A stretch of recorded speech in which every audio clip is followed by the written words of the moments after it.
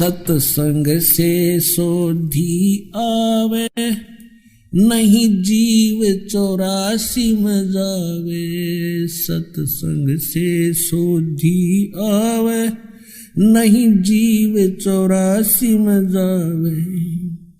अब मेटो द्वेष और राग, हो राग या उम्र बतेरी जाली। अब मेटो द्वेष और राग, हो राग या उम्र बतेरी समझ कर रखा है। गीता ज्ञान दाता अपने विषय में तो 2 श्लोकों में स्पष्ट करा कि मेरी भक्ति करेगा तो मुझे प्राप्त होगा, और उस सच्चिदानंद घन ब्रह्म यानी उस परम अक्षर ब्रह्म की भक्ति करेगा 8, 9, 10 श्लोक 8वें श्लोक अध्याय के में कहा है कि उसको प्राप्त हो जाएगा। अपनी साधना का मंत्र 8वें अध्याय के 13वें श्लोक में गीता ज्ञान दाता कहता ओम इति एकाक्षरम ब्रह्म व्यवहारण माम अनुस्मरण यह प्रयाति तदन देहम से याति परमाम गतिम। मुझ ब्रह्म का केवल एक ओम अक्षर है, अक्षर केवल यही अक्षर है। उच्चारण करता हुआ जो अंतिम श्वास तक इसका सिमरण करता हुआ शरीर छोड़कर जाता है तो वो परम गति को प्राप्त होता है। कौन सी परम गति को? जो ओम के जाप से प्राप्त होगी। वो क्या होगी? वो ब्रह्मलोक प्राप्ति होगी। आपको थोड़ा सा और हिंट देते हैं। श्रीमद् देवी भागवत गीता प्रेस गोरखपुर से प्रकाशित है। इसमें श्री देवी जी हिमालय राजा को ज्ञान दे रही है और ब्रह्म के विषय में जानकारी दे रही है। वो कह रही है, देवी जी कह रही है कि सब पूजाएं को त्याग कर केवल एक ब्रह्म की पूजा करो, उसका ओम नाम है और वो ब्रह्म लोक में रहता है। और 8वें अध्याय के 16वें श्लोक में लिखा है कि ब्रह्म लोक पर्यंत भी गए हुए प्राणी वापस जन्म मृत्यु में रहते हैं। अब देखिएगा, श्रीमद् देवी भागवत यानी देवी पुराण गीता प्रेस गोरखपुर से प्रकाशित है। सचित्र मोटा टाइप, संपादक हनुमान प्रसाद पोदार चिमनलाल गोस्वामी। और ये कहाँ से छपी है? मुद्रक एवं प्रकाशक हैं गीता प्रेस गोरखपुर, गोविंद वन कार्यालय कोलकाता का संस्थान। ये इनके फोन और फैक्स नंबर। इसके 562 पृष्ठ पर पढ़ेंगे। ये देखिएगा, संक्षिप्त देवी भागवत 7वां स्कंध और 562 पृष्ठ पे देवी के द्वारा हिमालय को ज्ञानोपदेश और ब्रह्म स्वरूप का वर्णन। पहले तो इसने अपनी भक्ति बताई है लेकिन उसको भी खंडित कर दिया कि यह भी पूर्ण नहीं है।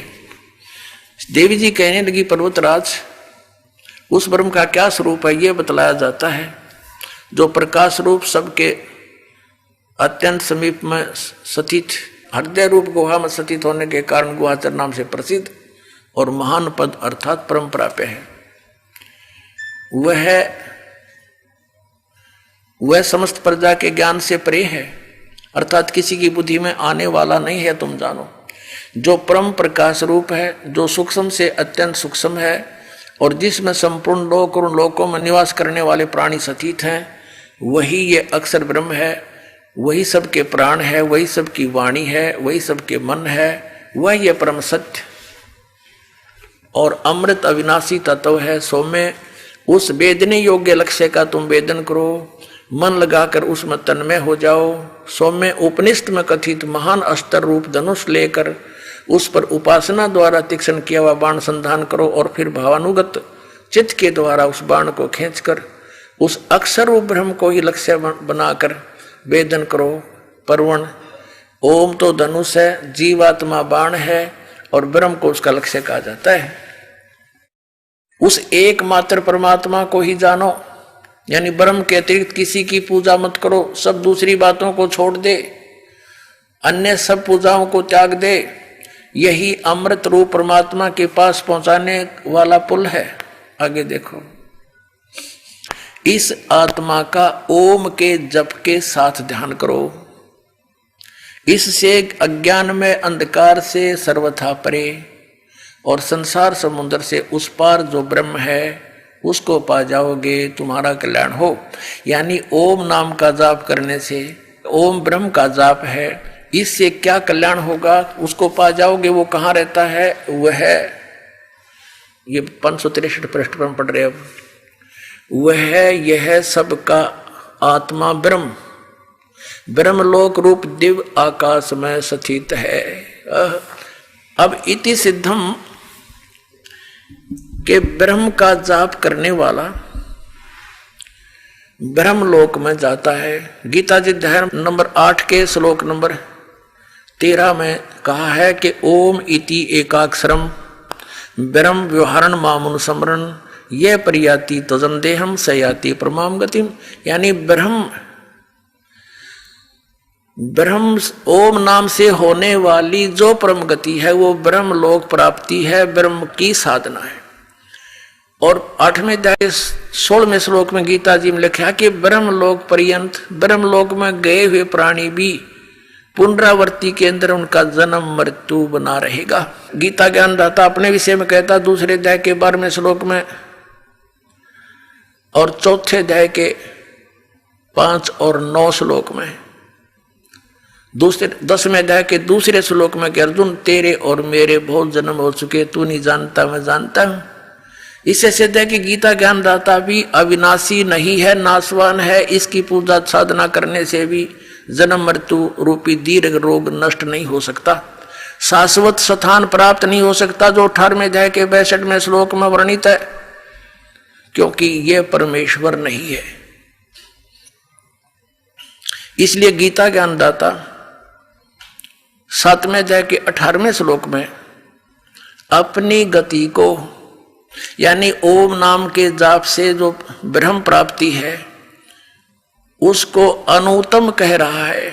इस यानी घटिया है, जन्म मृत्यु का रोग कटे नहीं, तो अपने आप अनुत्तम है, उसका क्या यूज। और इनसे कोई पूछता है, इन आचार्यों से, मंडलेश्वरों से, कि गीता जी अध्याय नंबर 7 के श्लोक नंबर 18 में गीता ज्ञानदाता अपनी गति को अनुत्तम क्यों कह रहा है। ये कहते हैं यहां अनुत्तम का अर्थ जैसा तुम जानते हो वैसा नहीं, जिससे उत्तम और ना हो। अरे भले व्यक्ति हो, अनुत्तम के तुमने अर्थ बदल दिए, शब्दों के अनर्थ कर डाले। उत्तम माने श्रेष्ठ और अनुत्तम माने बोला जिस तो उत्तम और ना हो। ये व्याकरण बदल डाली इन लोगों ने।